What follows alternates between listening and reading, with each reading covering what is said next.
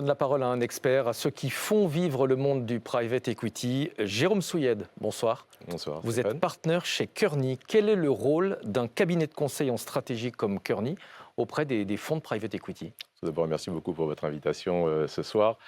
Alors, j'utilise plutôt le terme de conseil de direction générale plutôt que conseil en stratégie pour décrire les activités de Kearney. Ouais. Parce que notre mission, c'est de conseiller les dirigeants du monde économique, que ce soit les membres des COMEX ou les membres des boards, dans leurs grandes décisions. Alors, qu'est-ce que ça veut dire pour les gérants des fonds de private equity ou bien et les managers des fonds qui sont sous LBO? C'est les aider à identifier, confirmer, puis aider à la mise en œuvre des thèses de création de valeur qui ont sous-tendu la thèse d'investissement. Alors, c'est 3 moments importants dans lesquels on intervient. En amont d'un investissement, ce qu'on appelle les phases de due diligence, commerciale ou opérationnelle. Pendant l'investissement, ce qu'on appelle les plans de création de valeur. Et en sortie d'investissement, ce qu'on appelle les VDD commerciales ou opérationnelles. On va revenir sur chacune de ces étapes. Vous aidez les fonds à valider le positionnement des cibles qu'ils souhaitent acquérir. Pourquoi est-ce que cette analyse est importante dès le départ? Alors, souvent, aux jeunes recrues qui nous rejoignent, je leur explique le private equity en leur disant c'est comme si vous alliez investir dans un appartement pour le louer et que vous allez vous endetter pour faire ça. Et c'est un peu le même principe. Si vous voulez faire ça, vous allez confirmer que le quartier dans lequel vous allez investir est plutôt bien, qu'il y a le métro, qu'il y a des commerces, etc. Et puis que l'appartement que vous avez, il est au 5e étage avec un ascenseur plutôt que sans ascenseur. C'est à peu près la même chose pour une société. Donc ce qu'on va faire, c'est qu'on va à la fois confirmer que le secteur d'activité dans lequel la société opère est attractif. Mais aussi son positionnement. Voilà, et que la société, au sein de la société, a un bon positionnement concurrentiel. Ouais.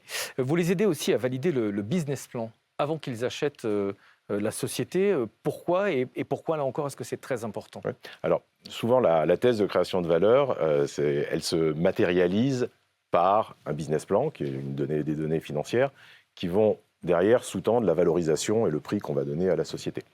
Donc il faut un tiers de confiance un petit peu pour regarder ce business plan. Voilà, donc quelqu'un de neutre, un petit peu dans l'écosystème, pour regarder ce business plan, et qui va donc s'asseoir sur les éléments de l'analyse stratégique qu'on aura fait pour confirmer ou infirmer les hypothèses qui auront été prises par un vendeur ou une société.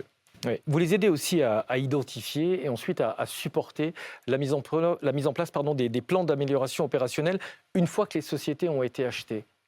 Oui, tout à fait. Alors, je vais un petit peu vous décrire ça. Alors, je parle souvent de plans de création de valeur plutôt que de plans opérationnels, parce que c'est plus large ce qu'on peut être amené à faire. Je dirais il y a 3 grands types de leviers de création de valeur. On va avoir des leviers de création de valeur qui consistent à aider la société à conforter sa position concurrentielle, à grossir, à avoir une position plus importante, une meilleure part de marché et se développer plus tard à l'international. Ça, c'est 1. 2, on va aider les sociétés à améliorer leur performance coût. Et puis 3, on va les aider à mieux se positionner sur les orientations de demain, le digital, les AI, le SG. Et donc, c'est tout ce panel d'interventions qu'on est amené à faire. Est-ce que c'est compliqué de les mettre en œuvre, ces plans? Est-ce que le fait, vous parliez de tiers de confiance, d'être une société, j'allais dire, externe, permet de les mettre en place plus facilement? Oui, alors, je trouve qu'avec la maturité des dirigeants, et surtout en France, il y a un petit peu de réticence parfois à avoir un conseil, c'est vu comme une remise en cause de la capacité du dirigeant à faire. On a vu qu'au cours du temps, les sociétés évoluent sous LBO. Avec la maturité, on se rend compte qu'il y a une valeur ajoutée exercée par des conseils. Et en effet, elle est de 2 ordres. Elle est d'ordre tiers de confiance. Oui. D'une certaine façon, on va faire un peu un rôle de middleman entre un actionnaire qui va demander des choses, une équipe de management, et quelque part, on est au milieu et on aide à instruire un bon dialogue. Et puis de l'expertise qu'on peut avoir sur des thématiques données. Vous intervenez au moment de la vente également. Vous aidez à valider, à évaluer le business plan des managers au moment de la vente. Oui, alors d'abord, surtout, on aide à formuler quelle est la thèse de création de valeur pour l'acquéreur suivant. Donc, voilà. Et puis, on matérialise cette thèse de création de valeur dans un support à l'écriture d'un business plan et sa confirmation. Ouais. Alors, ça fait beaucoup d'évaluations. Il faut beaucoup de compétences sur un plan peut-être plus personnel, mais vous, quel est votre parcours?